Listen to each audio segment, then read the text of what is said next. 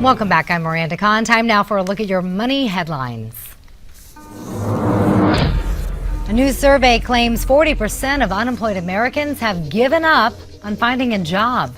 But while that number may seem high, it's actually down from 47% in 2014. CVS, one of America's largest drugstore chains, is set to buy Omnicare for more than $10 billion. The pharmacy is seeking to expand into the growing market serving the senior population, and reports show baby boomers surpassed all other age groups in drug consumption. Best Buy profits beat expectations on Wall Street. The electronics chain says demand for TVs and smartphones boosted the company's earnings. The company's stock is up now more than 5% this morning. Spotify, the streaming music service, plans to launch video content from musicians and TV networks. The company says the goal is to attract more subscribers and help it compete with sites like YouTube and Vimeo. And weed dealers, the legal kind of course, face a financial nightmare when it comes to banking in the IRS. In Colorado, pot shops are raking in the cash, but retailers can't find a bank to deposit the revenues. And in some stores, they're actually bringing in more than $10,000 a day.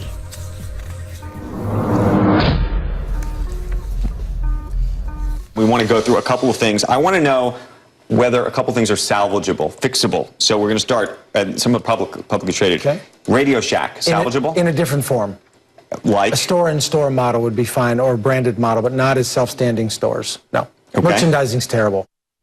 There you go. Experts on the retail sector talking about Radio Shack. They've been doing pretty poorly recently, even selling their name and their assets. The electronics retailer is expected to close over 1,700 stores in the near future, and that is not the only retail company expecting to close up shop. The retail sector is expecting to close 6,000 shops nationwide, along with Radio Shack, Office Max, Barnes & Noble, and Abercrombie & Fitch also closing down certain locations. But the economy is supposedly doing better, so why are these retail outlets shutting down? To discuss this further, we welcome in bankruptcy expert and attorney Chuck Tatelbaum. Chuck, it's great to have you with us. My pleasure. Thank you. Well, Chuck, are we seeing the end of retail as we know it? I think we're seeing retail as the end of we know it in the traditional shopping mall. That has really been proven by this recent spate of closings and a lot of bankruptcies.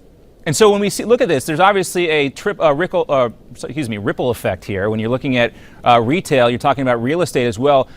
In the run-up to the economic collapse in 2008, there was a ton of construction for big box stores and big strip malls. What is going to happen to that real estate? Well, we're seeing it already. The malls that have not revitalized themselves and are just struggling now, they're really, some of them are on life support.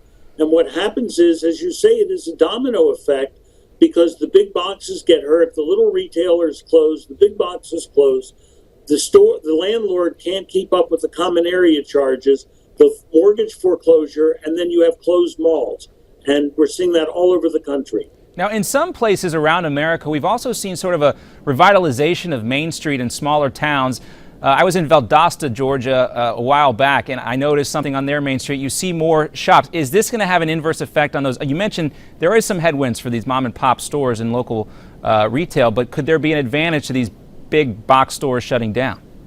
Well, I think there is. That's the big change. But one of the other things we're seeing is a few malls are really doing well, and they're the ones that thought ahead, and they're putting in ice skating rinks and very fancy movie complexes with dine-in facilities, and they have concerts at night, and they're not using the traditional shops. They're taking Main Street shops and making it attractive for them to come to the malls. All right, so that is a big change, a big significant change. These malls, more entertainment venues, not just shopping venues. Also, I want to talk specifically about the effect that Amazon and other internet outlets are having on these brick and mortar stores. We know Amazon is a unique business model and that they don't make money per se, but is Amazon a real threat here? And also you have the Chinese version of Amazon as well. Is that going to further the decline of retail?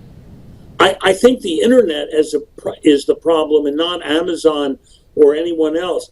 Right now, only about 11% of retail sales are internet, and about half of that is cannibalization of brick and mortar stores where the people are shopping online and getting free delivery rather than going to the malls. So the internet is an issue, but it's not the problem. And so what is the big problem then? Because everybody uses the internet as the reason why these traditional retail stores aren't doing as well. I think the problem is severalfold. One, shopping habits have totally changed. Just as you said, people want an experience, an entertainment experience. They just don't want to stroll the mall anymore. Secondly, you go to most malls and there are 8 different stores selling athletic shoes. And people aren't going to just go and look when they can look online and with a click of a mouse find the best deal on what they want. Yeah. And then it's sort of like the Field of Dreams concept. Every mall developer thought if you build it, people will come. And they attracted every retailer who thought if you build it, people will come.